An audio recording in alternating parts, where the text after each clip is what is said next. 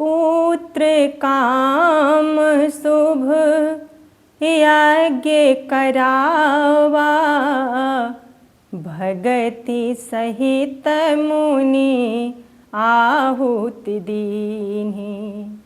प्रगटे अग्नि चरु फल दीन्हि, प्रगटे अग्नि चरु फल दीन्हि। धन्य धन्य भागे राजा दशरथ, धन्य कौशल्या रानी हो। हिलल ना धन्य अयोध्या के लोग, जहाँ पे राम जन्मले हो। धन्य धन्य भाग्य राजा दशरथ, धन्य कौशल्या रानी हो। हिलल ना धन्य अयोध्या के लोग, जहाँ पे राम जन्मले हो। हिलल ना धन्य अयोध्या के लोग, जहाँ पे राम जन्मले हो। आंगना बहारत चेरिया तो औरो नौनिया तो औरो नौनिया हो। हे नाउन घरे घरे दैदा बुलावा तो राम जी जन्म लेनी हो। हे नाउन घरे घरे दैदा जनावा तो राम जी जन्म लेनी हो। हे चेरिया झारी के भी छावा सतरंगिया सकीन सब बैठी हई हो। हे चेरिया झारी के बिछावा सतरंगिया सखीन सब हई हो। आगे आगे आवे वशिष्ठ मुनि, पीछे पीछे ब्राह्मण, पीछे पीछे ब्राह्मण हो। हिलल ना रथ जोड़ी आवे सब सखिया तो राम जी का देखन हो।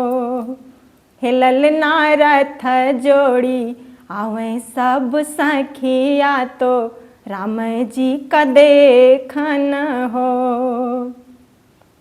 दशरथ के धोतिया धूमिल भैले, ब्राह्मण पग छुआत, ब्राह्मण पग छुआत हो।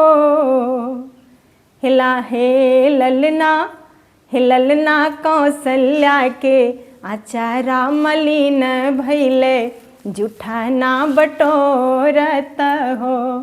हिलल ना कौशल्या के आचारा मलिन भैले, जूठा ना बटोरत हो।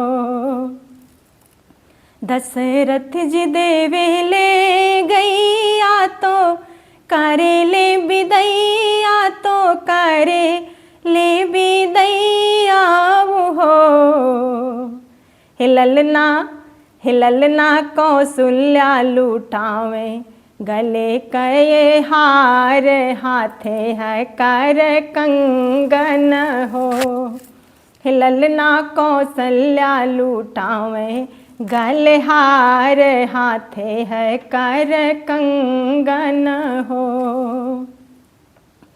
हंसी हंसी पूछे सब सखिया तो अपनी कौशल्या से, अपनी कौशल्या से हो। हे रानी कवन तपस्या कैलु भारी, तो राम सुत पायु हो।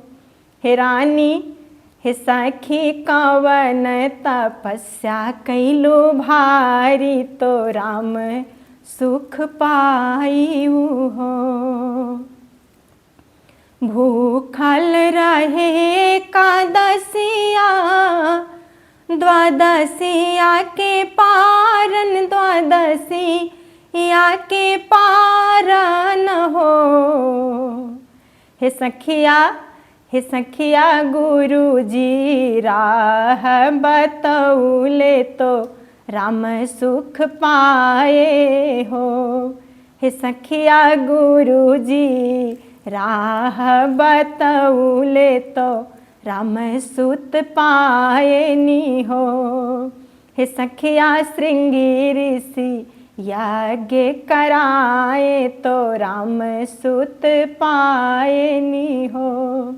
हे सखिया मुनि यज्ञ कराए तो राम सुख पाए नी हो।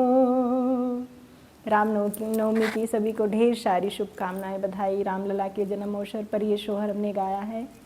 आप लोगों को कैसा लगा ज़रूर बताइएगा। श्री सीताराम।